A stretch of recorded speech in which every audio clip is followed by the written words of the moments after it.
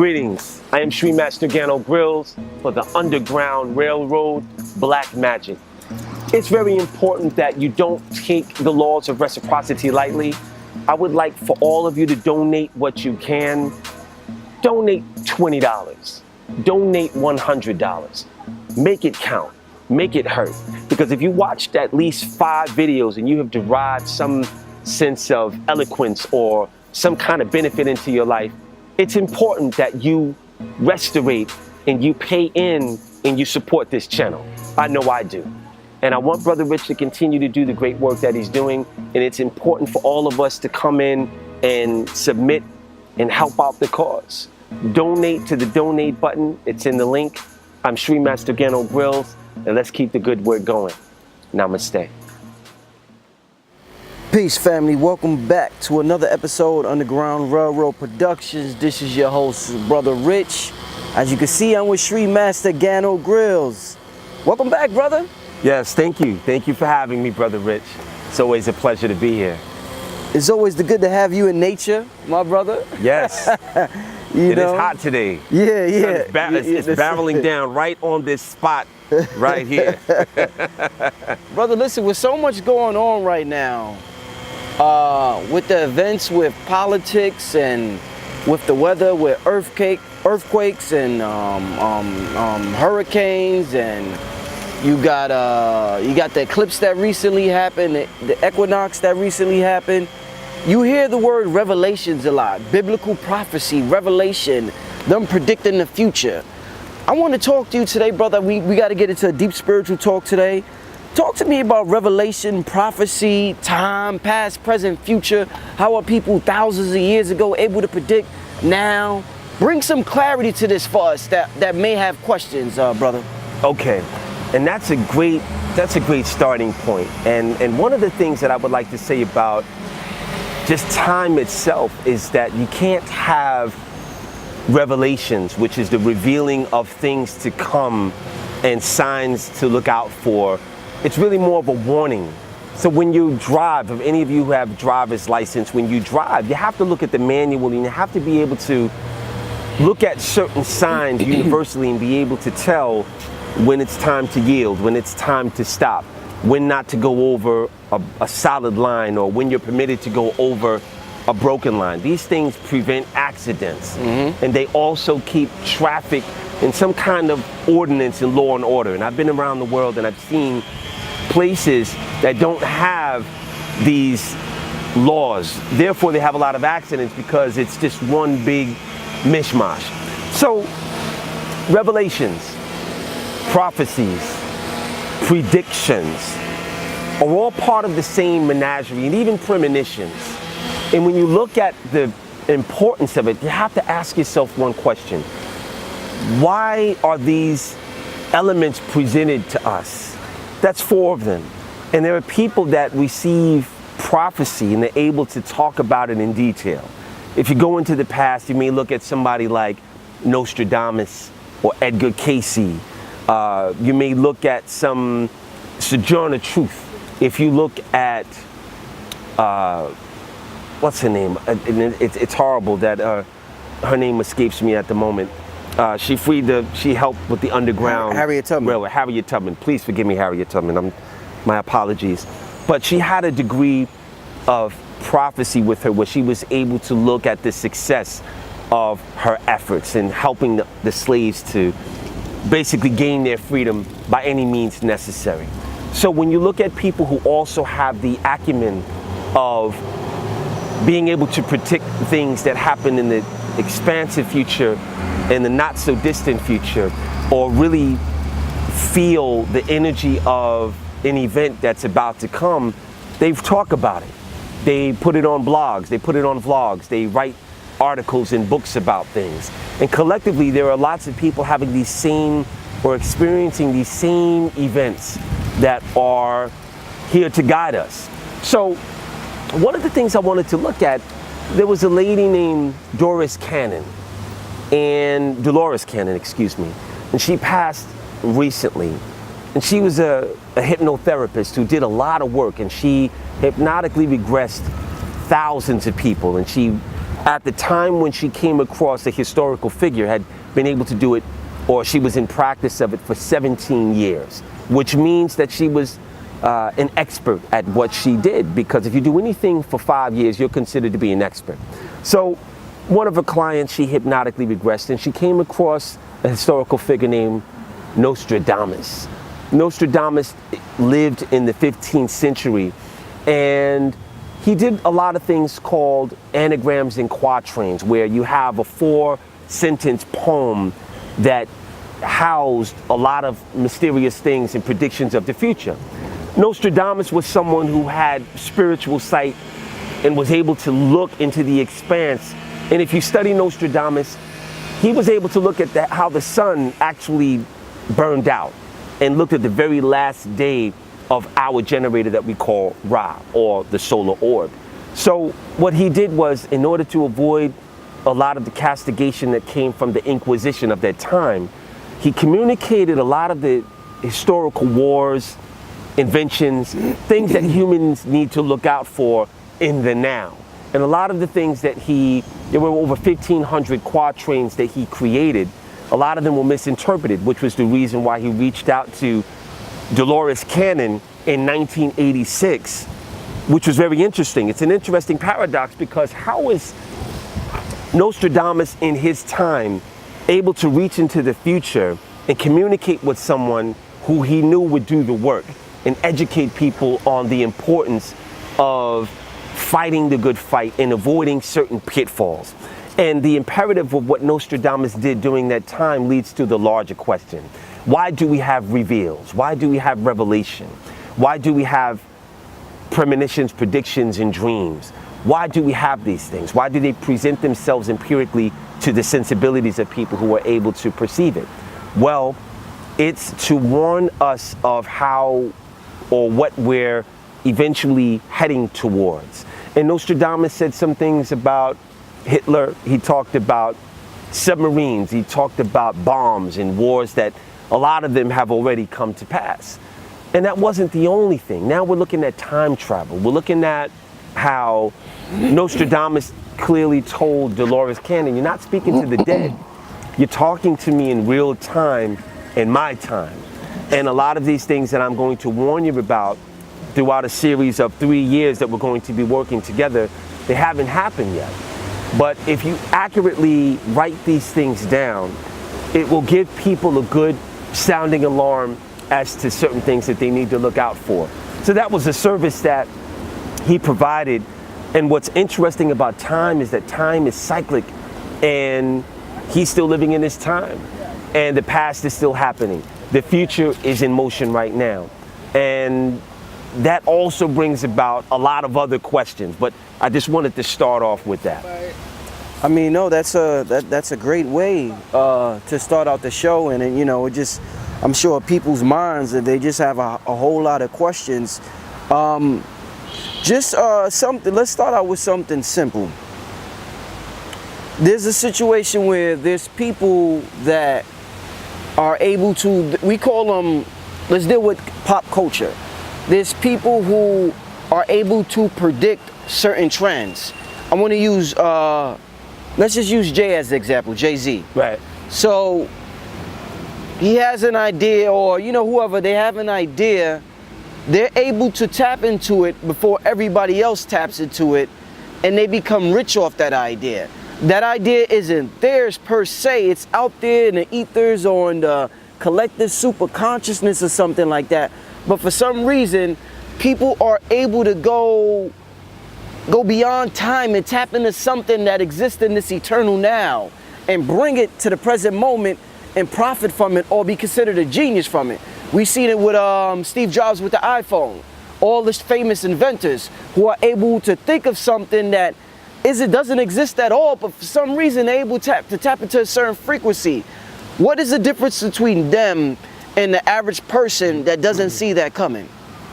That's a really good example of how somebody like Jay-Z, who I actually know, and I've worked with him before he really became the mogul that he is now. And one thing that I observed about Jay during the time that I worked with him was that he was he was a quick study.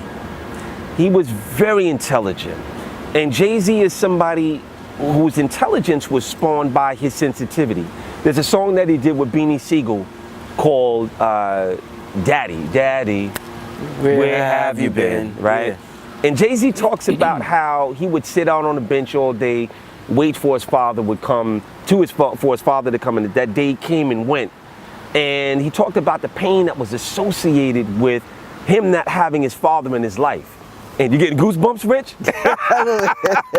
So, Rich is over there doing this. I think he has some goosebumps. But, you know, Jay-Z was very open about how he said that you didn't think about the tender young boy, you turned into a cold young man.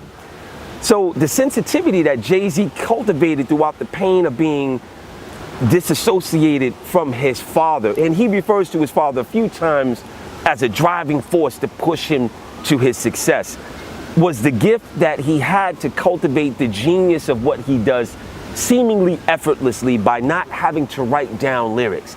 He spent so much time ruminating in the pain that it presented another gift that he had, which was the ability to be able to orchestrate rhyme scheme in his head. And I've seen him do it where he'll listen to a beat, and while everybody's talking about how hot the beat is, Jay will be sitting there putting the words together and practicing it, running it in his head, so by the time he gets onto the mic, he could spit it out.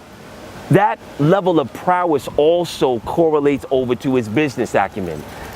When people are sensitive enough, they're able to open up doorways in their consciousness to be able to go into their direct future. Most artists, thespians, and creative people, and make no mistake about it, everyone who's on the planet has a degree of creativity in them, whether they acknowledge it or not. We are here to create. We're here to express the power of creation. So Jay is, since you mentioned him, is someone who, again, was able to create an entire reality and have people tap into it and get a lot of, or derive a lot of enjoyment out of it.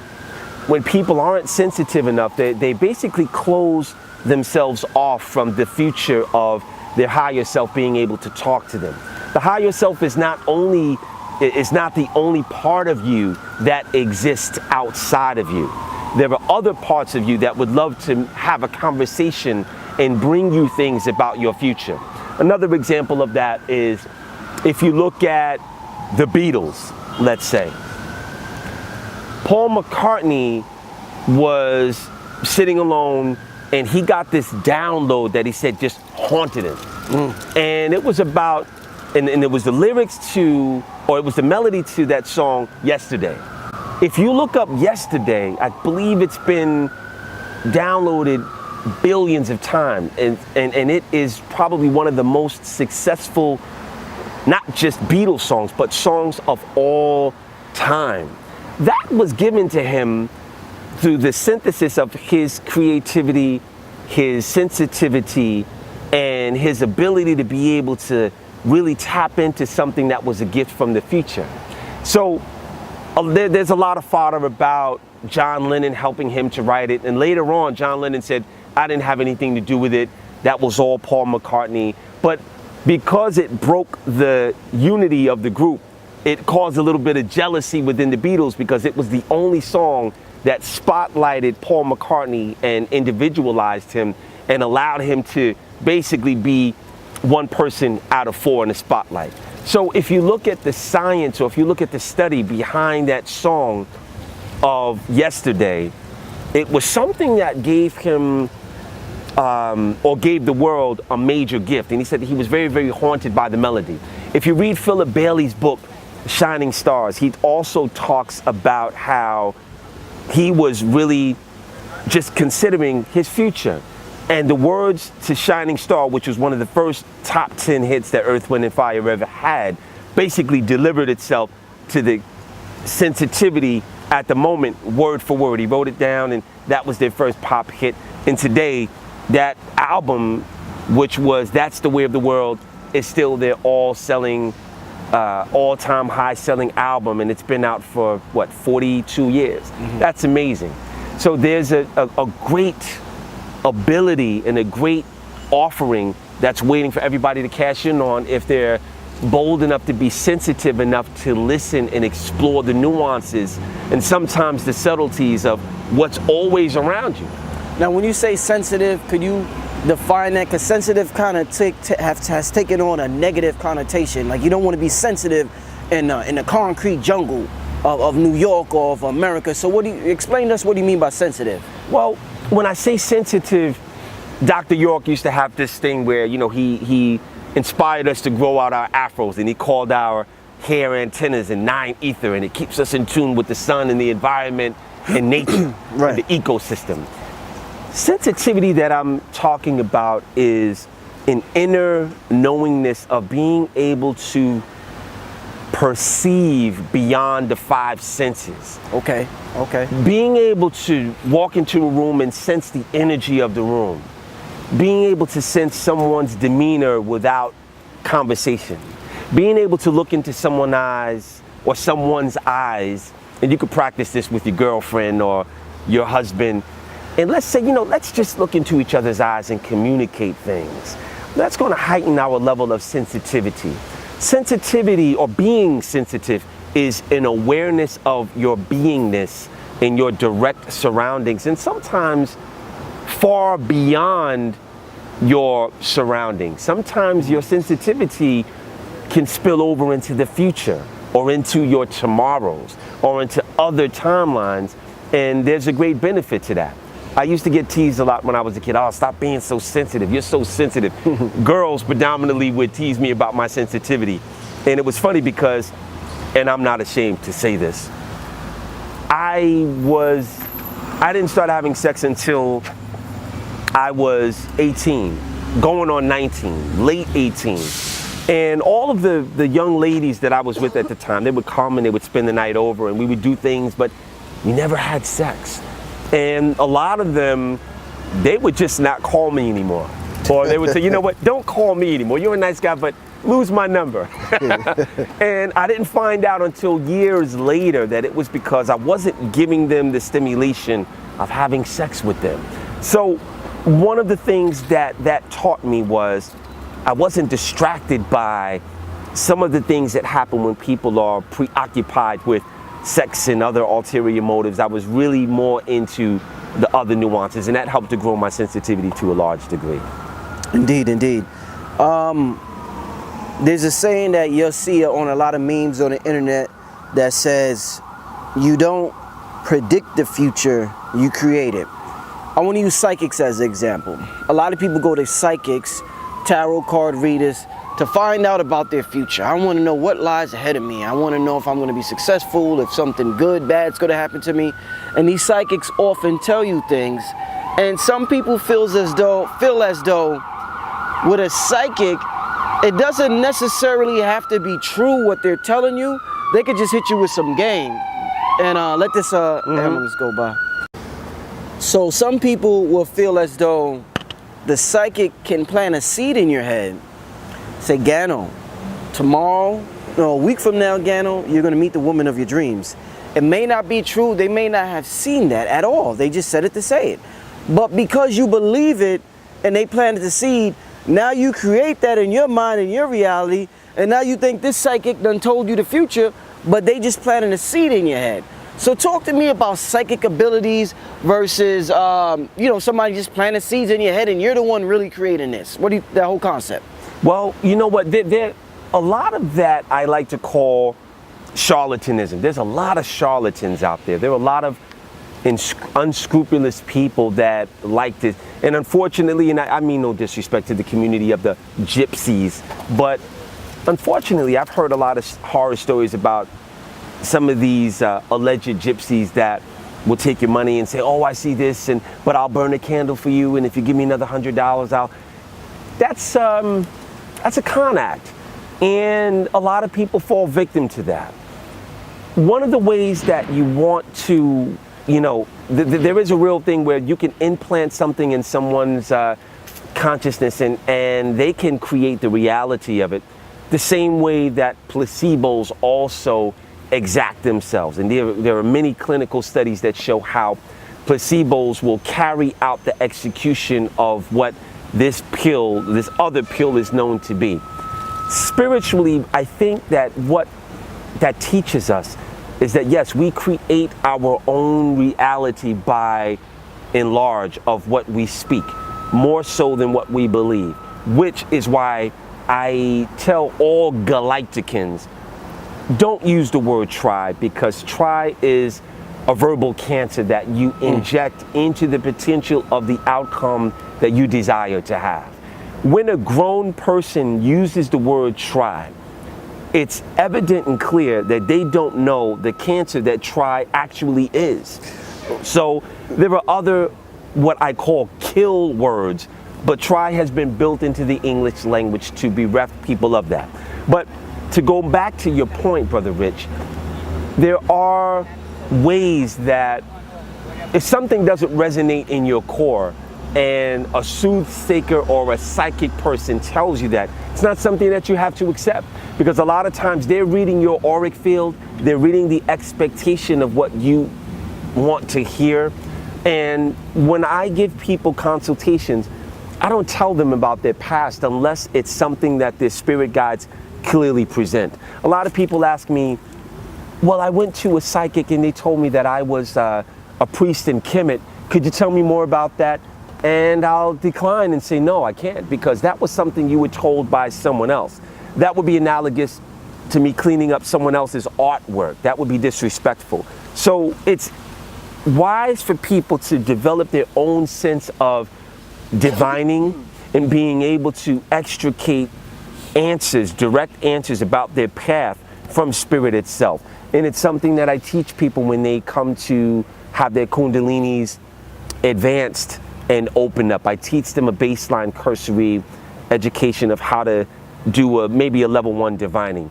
But eventually everyone should be able to divine for themselves. And that's something that people can do. When you look at somebody and you get a feeling about them and you don't like them and you don't know them, that's because sometimes you're sensing the energy that this person is a child molester, and you can just read it energetically. Or if you have an automatic affinity towards someone and you have a natural love towards someone, you may question yourself, like, wait a minute, why am I feeling so much love come from this person? I don't even know this person. It might be because that person was your brother in another life. That's how I feel when I met my girl the first time. My intent was just to hit it the first day I met her. I was like, man, I'm gonna take it to the crib. We gonna drink a little drink. You know what I'm saying? And then I started talking to her, and I'm like, yo, I really like this girl. Yeah. So I know exactly what you're talking about. Once you don't expect it, but that energy just presents itself, and you're like overwhelmed by a person's energy. Absolutely. So I know what you're talking about. And I would say too, you know, with your girl, I'm sure that you and her have been together before, you know, and you guys had such a great time that you reacquainted yourselves in this lifetime again to kind of play out some more, you know, some more fun. But now, let me ask a question to that, and I had another question, but since you said that, if time is happening simultaneously, the past, the present, and the future, then how do you meet somebody from the past and the future at the same time? Say I knew my girl in the past life. Right. And now I'm in the present, 2017. How am I meeting her again if the time is running concurrent? That's a very powerful question. And the way that, or the answer to that question is, if you look at the energy of your soul, which is created by the gods, it's not just one tentacle. If you look at an octopus with 40 legs, 40 tentacles, the head of the octopus is the main generator of those tentacles. So the head of the octopus would be analogous to our spirit, which is our primordial form that never descends into the lower, this realm. Right. It doesn't come here because it's too fantastic to fit into the mechanics of this limitation. So what it does is it deduces and creates strands of itself, a multiplicity of strands. Some spirits have more than one strand. Some spirits have a multiplicity, like maybe up to 40. And that would give you each strand of energy that emanates from the spirit occupies a different time zone or a different dimension or a different reality. So you and your current girlfriend now you guys are still in the past and experiencing each other. But if you and her were to engage in maybe a tantric exercise, you would have doorways open up simultaneously in your consciousness where you could actually see what you guys are doing there.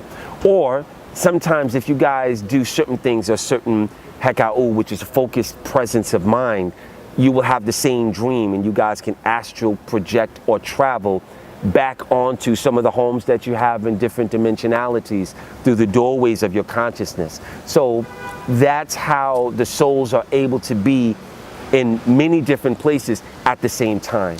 That was an excellent answer, brother. I always enjoy talking to you, brother. I always enjoy. And the brother got a seminar coming up, and we're going to get to that at the end. Matter of fact, just give a real plug now, just in case they don't make it to the end or something like that. Fantastic. Real quick plug, yeah. So, November the 4th, we're going to be doing our Kundalini activation in Planet Hollywood in Caesar's Palace, in Las Vegas, Nevada, which is the home of Sekhmet, in case you didn't know. And the next day, November the 5th, we will have our first studentship graduation that will precede the last and final installment of the Big Picture Seminar 4.0, which will also be at the same place in Planet Hollywood in Caesar's Palace. And I'll talk about the Sequence of Power seminar that will be happening, but that'll be January in Los Angeles. And we have a trip to Kemet happening in February. So I also, what do you think, Brother Rich, if we had a discount code, a UGR code that we have for 24 hours that will give your listeners a discount? That's excellent. I'm definitely down for that. Excellent. Okay, cool. So we'll put that in the description in this video, but it'll only be there for 24 hours and it will give you a 15% discount onto the seminar. And after 24 hours after this video is originally released, that discount will go away. So take advantage of it. Take it 24 hours. That's right. Somebody gonna hit you and say, I thought time didn't exist. Well, here it does. We have to take full advantage of the time that does exist. Right? Oh, man. Real quick, before I ask the question, when you was talking about try, I definitely want to let the people know how much of a kill word that is. And you just reminded me, I was just watching something on the internet the other day on Instagram. And Diddy, the rap entrepreneur, had a group called Day 26 back in the day. Right. So they was reminiscing on when they first got signed to Diddy and how hard he was on them. And they told a story about how they would tell Diddy about, yeah, Diddy, we trying to put this together. And they said Diddy cursed him out and said, nigga, don't try to do. So yeah. it made me, when you said that, it made me right? think. And you can look at his accomplishments and see that, you know, he clearly doesn't use that word try. He clearly doesn't use the word try. If you look at somebody like Sean Puffy Diddy Combs, you know, some people, and I've been in barbershops, and, you know, he's been the topic of some interesting conversations. A lot of people like, what are you famous for? What does he do? How is it that you have $400 million for what? And your accomplishments really was about 20 years ago in the 90s. He knows what he's doing. And could it be because he doesn't use kill words like try? I'd like to think so. Indeed, indeed. I want to move on. We are engulfed by politics now, whether you're watching sports, I don't know where they talk about politics, whether you're watching regular television, they'll just talk about politics is everywhere unlike it's ever been because of the man that's in office right now, Donald Trump. Right. I've heard some interesting things about Donald Trump, but we're gonna focus on some spiritual things that I've heard. I've heard people refer to the cartoon The Simpsons and talk about how The Simpsons predicted Donald Trump was going to be in a president 20 years ago in the 90s. That's right. People also say the way Donald Trump moves, it's as if he's time traveling and he knows what's going to happen in the near future. Talk to me. I mean, does this sound ludicrous to you? Does this sound on point to you? What do you think about all these spiritual theories about Donald Trump, The Simpsons, time traveling, Biff, all this stuff that's out there? Well, you know what? Donald Trump is not the pontificating, pompous jerk that a lot of people label him as. He's actually more than that, and then some. One of the things that I would say in regards to, and that was a great breakdown of some of the things that are going on about the man that occupies our office right now. Think about this. How is it that the great percentage of the world is diametrically opposed to his position in an American office, the highest office that we have. How did he do that? How is it possible that a man like Donald Trump is able to just do whatever he wants? You have to go back and, not to belabor the point, because I know that Brother Blue Pill talked about this. I've actually talked about it in some of my seminars, and I'll just touch on it lightly, and then I'll go even further back. Indeed, indeed. Donald Trump, if you look at the Simpson memes in the year 2000, Donald Trump is the president. How did they know that? We'll get to that later.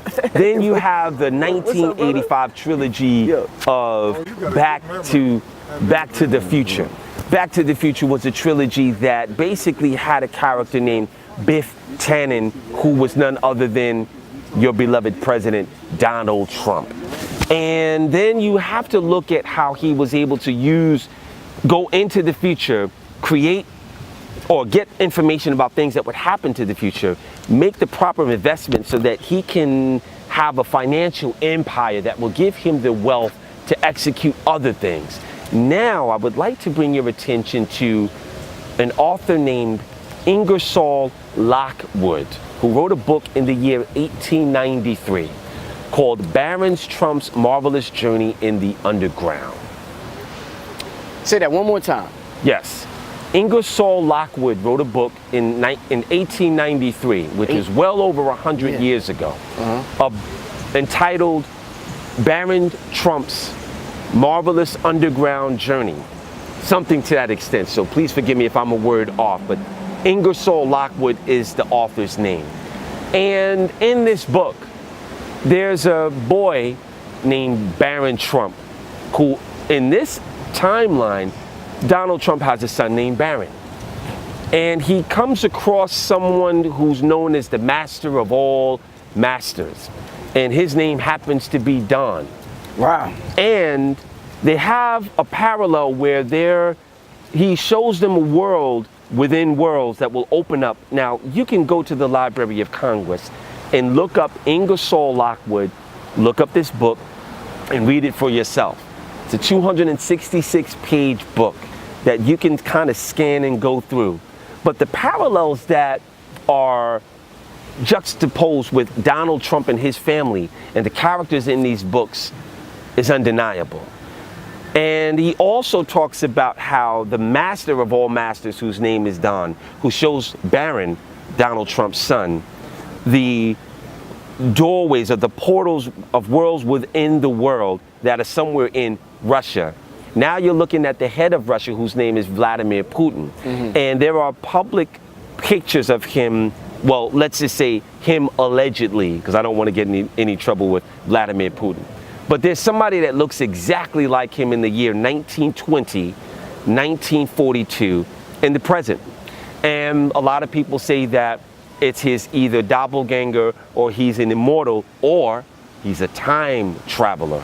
Like Donald Trump is being slated to be a time traveler, because he obviously, as they say, has used Nikola Tesla's information that John G. Trump, who was an MIT professor, was able to look at and give them the key to go back into the past and create certain things. Now, the question is, how is it that this happened right underneath our nose with we had no power to execute otherwise? Well, it's because Donald Trump has been in practice for this for a very long time by becoming a celebrity, by being someone who is rich and famous. And he started this back in the 80s. We knew about Donald Trump back in 1985. We knew that he was someone that had a large following. Then he had something called The Apprentice, in which he would fire people. Sometimes he would do it unceremoniously, but he was in an executive position to make decisions about the future of someone being underneath his rule. That was a very successful show. Now, prior to that, we had someone like Sarah Palin, who basically, in the Tea Party. Sarah Palin, I don't want to be disrespectful to women, but even if she wasn't a woman, she was a man, she wasn't that bright. And things are delivered to people to see how far and how much can be gotten away with. And when there is not a rebellion or an upheaval from the masses of the people in America, and people that are pacified in America with other distractions, and they don't say anything by and large about these things, it's in basically preparation for something that's going to happen in the future. And that future we are now in, and that future and that repercussion of people passively sitting back and allowing things to happen without really vocalizing their disdain or chagrin, has ended up being in the White House. And Donald Trump is someone, allegedly, if you go back and you study the Back to the Future movies and you look at how The Simpsons kind of created some funny indicators that he would one day be the president. And then you go back into 1893 and read Ingersoll Lockwood's book about Baron Trump's marvelous journeys in the underground. There's another book that he wrote called The Last President in 1900. And it talks about a wealthy man who lived on Fifth Avenue. And November 3rd, there was a rally of against him running for office. Donald Trump has a hotel on Fifth Avenue, and it's documented that on November 3rd, people were rallying outside of that hotel. Now, this book was written in 1900. So when you look at somebody like Trump and his vice president is Pence, you look at the sidereal positioning of the Kali Yuga, and you look at the stars and how we go from being in the golden age, the Bronze Age, and then we go back to being asleep for a certain period. We're starting to come out of that Yuga stage where we are beginning to awaken. So that means it's the end of an age, sidereally. A sidereal year is 26,000 years. And back in Kemet, they were able to chart the expanse of how certain things would occur and how we could tap into the alignment of certain planetary bodies and celestial bodies and how they would begin to wake us up. So now people are beginning to wake up after this post-ecliptic energy. And right now, there have been a lot of rituals that have been performed during the Super Bowl and certain shows like Family Guy and lots of these other things. Have you ever wondered why these rituals happen or why they need to occur? Yeah. By and large, these rituals occur on a mass level, especially during times like the Wimbledon or the Super Bowl or the halftime shows or certain Grammys, or when there's a lot of people watching. There are certain rituals that are going on right underneath the nose of the populace, and they don't know why it's happening.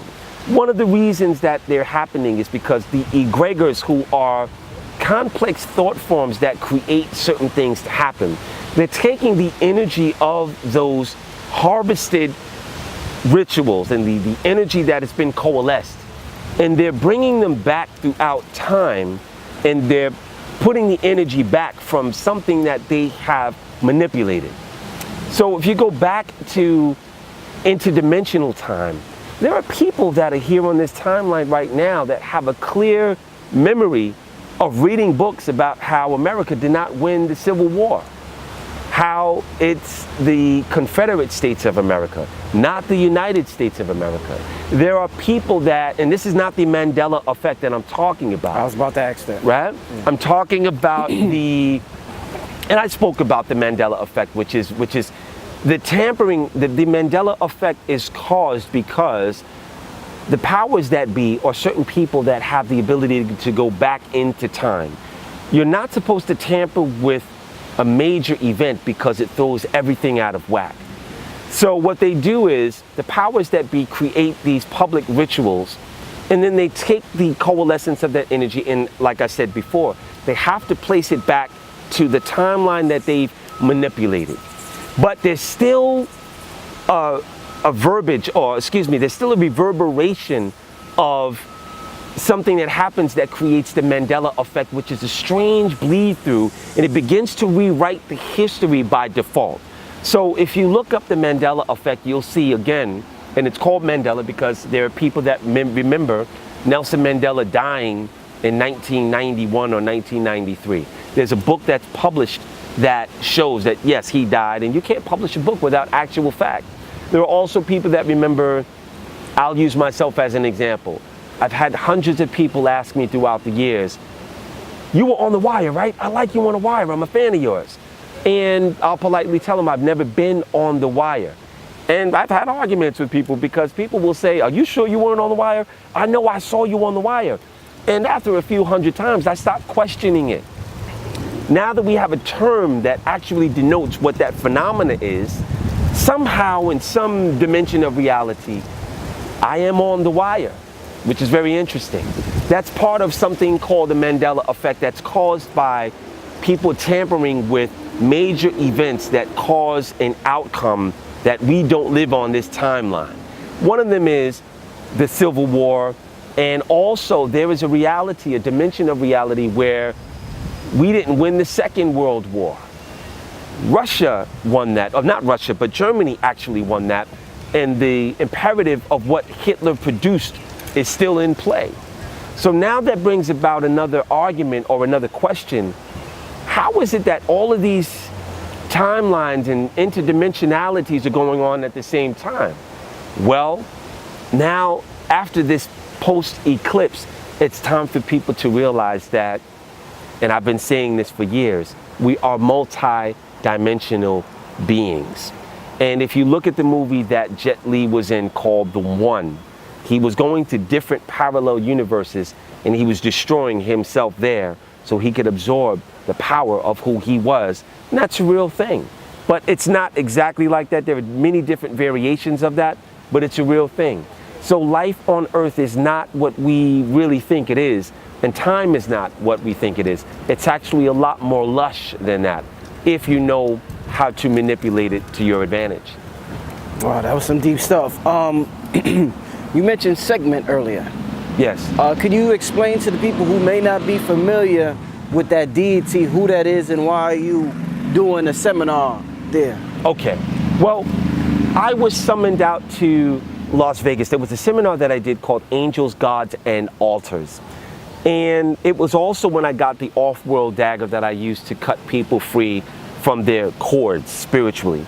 It was the first time that I executed that. It also was the first time that I was given my master title.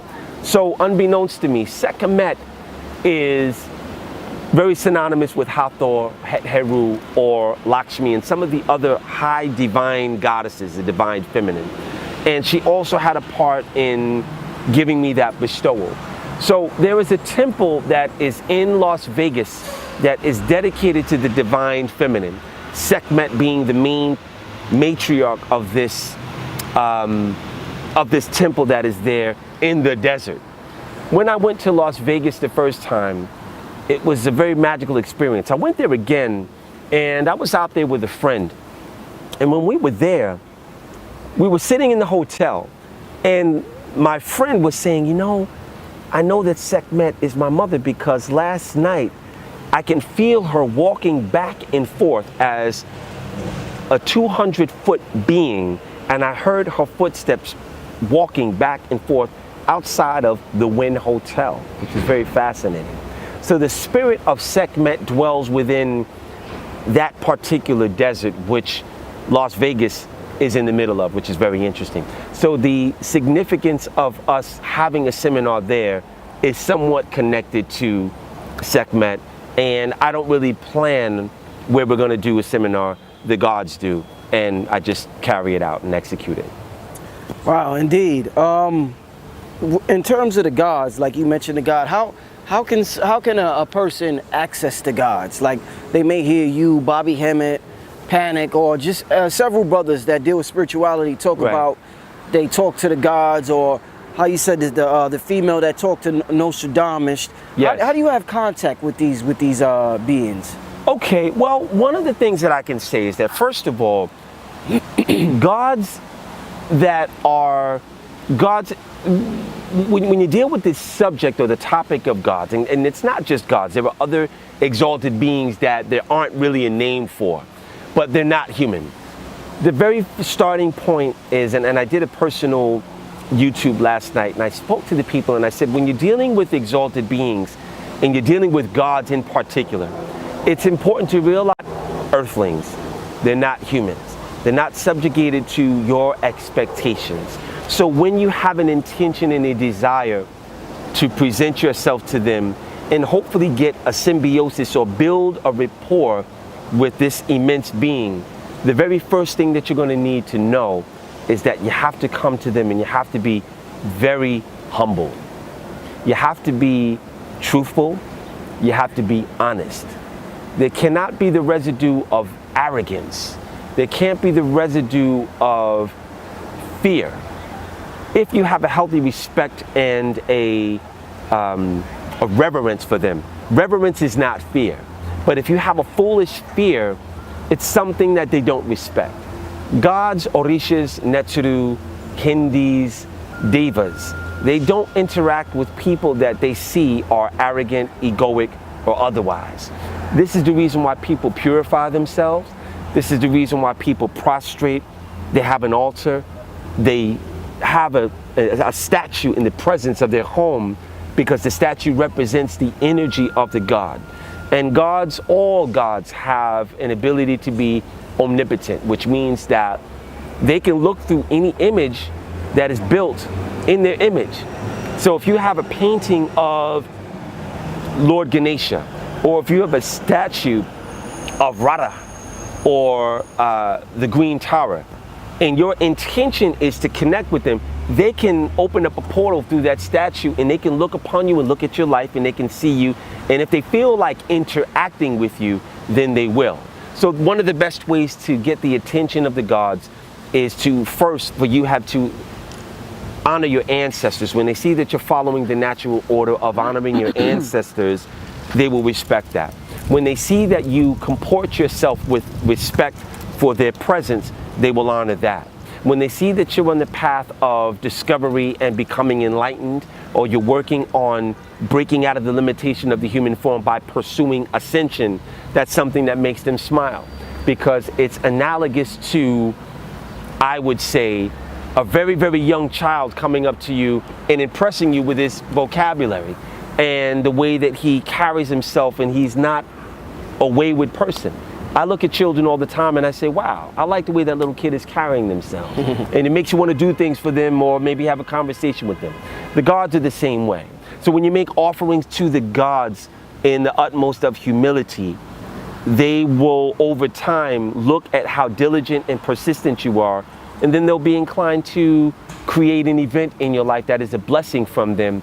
And when they create one event, that event is an immortality that will carry over into subsequent lifetimes. And I have lots of stories about how that happens. There's something that happens often that we speak of, but we don't have since we're not educated spiritually, it's hard for the common man to articulate this phenomenon. What I'm referring to is a lot of times people will think of somebody and then they'll run into them right after thinking to them, or that person will call them, or they'll see their name flash on the screen or something, and they're like, yo, I just thought of that person. And it happens unconsciously. Gano, Sri Master Gano Grills, how can we consciously tap into this power that we seem to experience from time to time, so we know it's available to us, but we don't know how to turn it on like that? And I know we all want to know how to, if I want to communicate with somebody, instead of picking up the phone, I may want to just think of that person and that person receive the message. Is that possible? And if so, how can we do that? That's a great question, Brother Rich. And, you know, to answer the question, that particular question as succinctly as I can, realize that our reality, by and large, is a 5-sense reality. But there are other sensibilities that we have that are most likely dormant in people.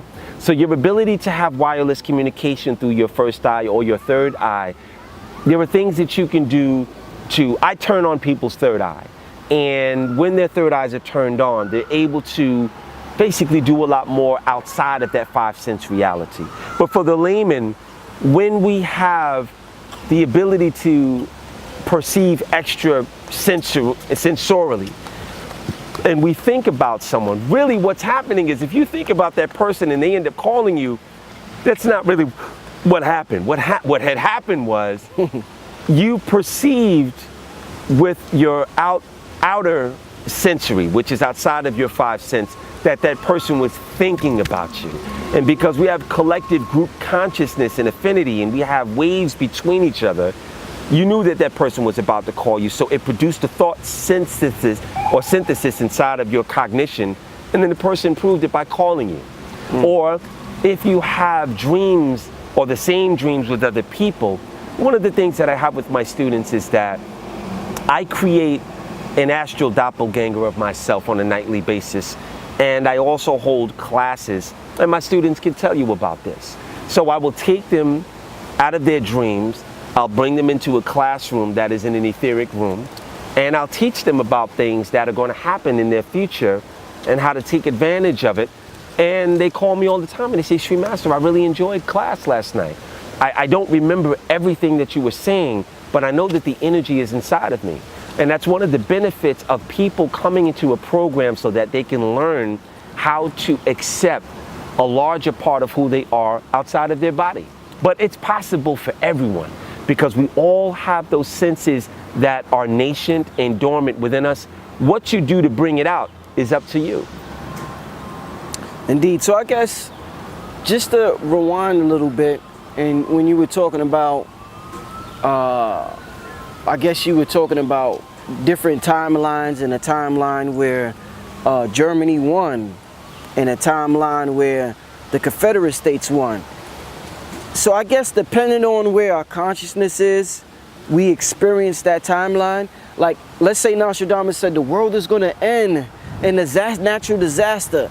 So maybe the people that experience earthquakes in certain countries, maybe that was them tapping into that prophecy in Nostradamus, and some people tap into a prophecy where the world is united, and maybe they might live in a real good neighborhood and that's all they can see. So are we just accessing different timelines in our consciousness? You know, that's an amazing question, and I'm so happy that you espouse it. And what I'll do to take it further, Brother Rich, is what I will say is that one man's reality is not the next man's reality. Right, right. And the best way that I can pose that is, there are people right now, Brother Rich, we're out here on a bright, beautiful, sunny day in a park. Just, you know, you have a platform to reach hundreds and thousands of people, and we're educating people. But there are people right now who don't know where their next meal is coming from, or is coming from. There are people who are struggling right now in the misery of what they've created for themselves.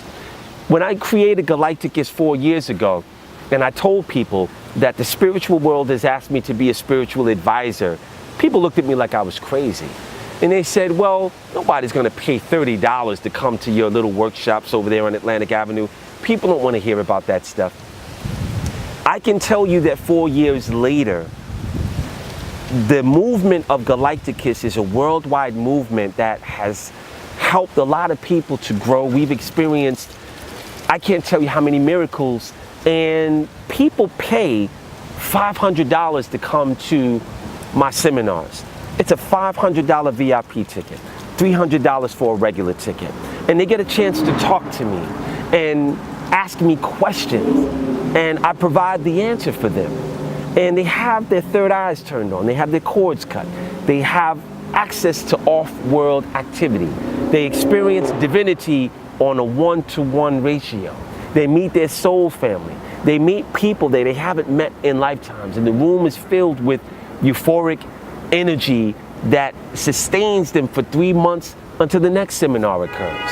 So my point is that the benefit of your intention to create the reality you desire is a real construct within the universe. There are people who create havoc and misery. If you look at Basketball Wives and you look at how the women are very catty, and the women think that all these women want to destroy me and they're hating on me and they don't like me because I'm beautiful, that doesn't have to be your reality.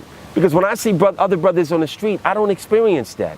We acknowledge each other. Say, hey brother, how you doing? Good to see you. We sit, we have a conversation, and it's always love that's exchanged. So it really depends on the energy that's inside of you that will determine the reality that belongs to you. You are in the middle of your own reality, and how strong your ability is to manifest is what will dictate how many people you're able to affect from the middle of the energy of your own reality. I don't know if that answered your question though, because I might have went a little bit off. So do you remember that last question that you had asked me? Because I want to make sure that I satisfied that. I think I had went off just a little bit. I don't. Okay, because we're just, we're like just, yeah, this is off from the top of the head. my head. Yeah, I don't, right? Because I'm already thinking of the next question. Right. So I'm sorry about that. Okay. Yeah. Okay. Well, if I didn't, I'm sure somebody will write that down, and I'll be happy to do a video and go back to that question. I want to be mindful of that. Right, okay, right. It's cool. For like a lot of times with the questions, I'm vibing off your energy. Yes. So it's the download is coming to me as Absolutely. I'm talking to you. It's amazing how you do that though, because I'm like, wow, he's right on it. You know what I mean? And these questions just come. You're a great interview. You need to have your own talk show, Brother Rich. You need to have that.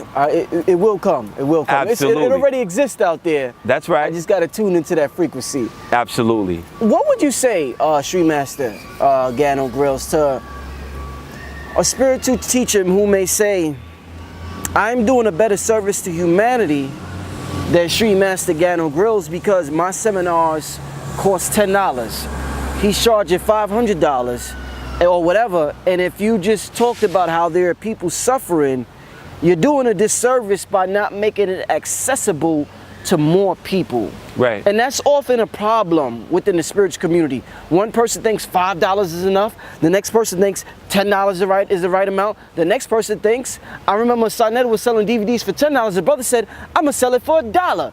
This is the right price to sell it for. Wow. Talk to me about this confusion where some people think it's free, some people think it's $5. There's a confusion with currency and spirituality. So they may call you a fraud because you charge a certain amount. Right. Talk to me about this idea. That's a great question that you pose. And what I have to say about that is there's a relevancy to all of that. There are people who have potluck, green grass, bring your own food, and it's going to be, we're going to have a love donation. So if you can only afford $2 or $50, good. I did that for a while. I did things where, we would get together. We did this for 2 years. We would get together and it wasn't anything about money. And we got together, and grown adults, we got together at Friday at high noon. We locked pinkies and we did energy work for the planet. And eventually people started to fall off. And I think myself and maybe 2 other people out of a large group of 20 people, we were the only ones left. I was heartbroken. And I said, there has to be a better way for me to take the energy of me helping the planet. So I created Galacticus. And one of the things that I can say is that there is evolution in everything. So Galacticus as a movement, we are experiencing the pains of growth, growing pains, because we are growing as a community. So yes, there is a place for people who have their workshops for $10. There's another platform where, if you go to Tony Robbins, he's charging you $8,000 or $4,000, and you don't get a chance to talk to him one-on-one. He's not giving you a divine touch. He's not opening your third eye. He's not doing any of that. So if you look at what I'm charging for my seminar, I think I'm charging too little. And I feel like the people that have value in what they do, I create the value in what I do because I myself have spent hundreds of thousands of dollars on my spiritual education. So I demand that when people come to my seminars, that they dress a certain way, that they don't come in, sneakers and booties and, you take a shower and dress for the occasion, because you're in the presence of divinity. And I don't mean myself. I mean that the information that we're giving comes from the gods. And we want to give them a good account of who we are. So it's okay if someone looks at what I am charging, but they also have to realize that it costs me over $35,000 to do a seminar, and I have to pay the hotel, and I have to pay the people that cater the room. I have to pay for the food, and I have to fly my whole team out to, let's just use Las Vegas for an example, and I have to pay for that, and that costs money. So the laws of reciprocity are always in vogue when it comes to what Galacticus does. But the outcome and the benefit when someone comes in, here's the main thing, Brother Rich, and for all of the people that don't understand the importance of why you're paying what you're paying to come to a Galacticus seminar. You ready? Drum roll. When you pay X amount for a VIP ticket, or you pay X amount for a regular ticket, you are reciprocally turning the turnstile of reciprocity, and you are paying for everything that you are getting. Universally, your consciousness has made a commitment to buy into what it is that you're going to get. And I would also say, for all of you who have a car, I have a truck. I had to pay for that truck. It cost quite a bit, and I was willing to pay for it. When you have the vehicle of your consciousness, it is something that they say the best things in life are free. That's true to a certain extent. But then I would say we live in America and you have to pay rent or mortgage. You can't just go live in the park because the cops will quickly escort you out. You can't live in the tunnels of the subway system. No one really lives for free unless you go off the grid, but then you're going to be met with certain hardships. This is not the Grizzly Adams era or the Little House on the Prairie. It costs money to live in this capitalistic society. So for all of the people who basically shun paying for coming to a seminar, and you want to be off the grid and you don't want to have credit, I would ask you, why did you incarnate in America? Why did you bring your soul and allow yourself to be born in the belly of the beast, where this is what it takes for you in order to live and basically have a viable life that is vibrant? These are the things that have to be done, unfortunately, to some. So one of the things, lastly, that I'll say is that people come from all around the world to come to my seminars. They come from London, they come from Brussels, they come from Trinidad. And I always ask them before the seminar ends, did you get your money's worth? And the answer is always, oh yes, Sri Master, thank you so much. I wish I can have everybody else come. And they come again and again and again. That speaks to the energy of what it is that's offered when they come to the seminar. And that's not really something that you can get for free out in the wilderness. It's something that has to be taught and delivered by a master who has derived it from many different places that are not basically researchable on Wikipedia or the World Wide Web. Well, I thank you for answering that question for anybody who may be curious about that, because I've heard that, I see that issue come up again and again. Absolutely. And again and again. So thanks for breaking that down. Yes, sir. Excellent interview, my brother, as always. Once again, please let the people what's going on with this magnificent seminar you have coming up. Okay, so thanks for having me again on the Underground Railroad, Brother Rich. It's always a pleasure to speak to your audience. And I want to thank everyone that's going to leave a positive comment. I want to say hello to all of the people who will call me a pseudo or a heretic. Much love to you. And one day, hopefully you'll wake up as well. We have a Kundalini activation where I activate the oldest part of who you are from the primordial realms. It's called your Kundalini. And that will be November the 4th in Las Vegas. We will be having this is the fourth part of the big picture seminar, and I will be electrifying your third eye, giving it a jump start. It will stay open for 4 months. If you decide to have that, you will need to have your third eye electrified if you're going to interface with another modality that we have called the sequence of power. Sequence of power allow you to build the doppelganger of yourself. The sequence of power also allow you to restore life to the dead, time travel, and lots of other powerful, powerful things. I will give this particular audience 5 brand new sequence of power. I also will be cutting the cords with an off-world dagger that the moment it touches your auric field, all of the negative webs that you have will immediately fall away. The warning is you might pass out, you might begin to weep tears of joy, or you might start doing the Harlem Shake because the energy of freedom is so beautiful. I've seen many things happen, and this is what we're going to be doing on November the 5th in Caesar's Palace, Planet Hollywood in particular.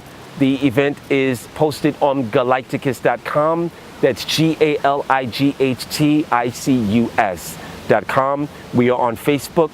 We're on Instagram. Go to our Facebook group, Galacticus UK/Europe, or galacticus.com on YouTube, and please subscribe to our channel. We have videos that come out every week. I don't produce videos as much as Brother Rich, but I'm working on getting there.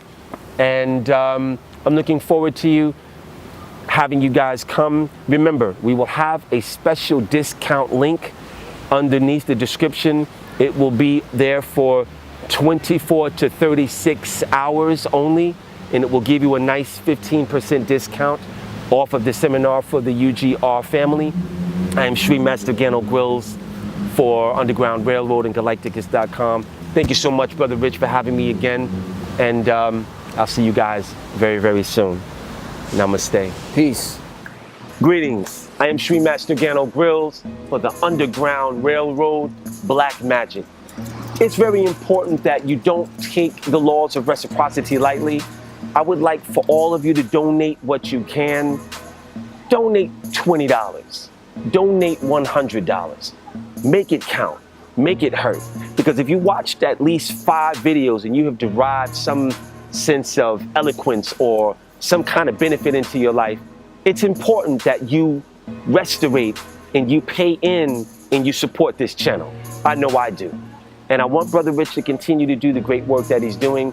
And it's important for all of us to come in and submit and help out the cause. Donate to the donate button. It's in the link. I'm Sri Master Gano Grills, and let's keep the good work going. Namaste.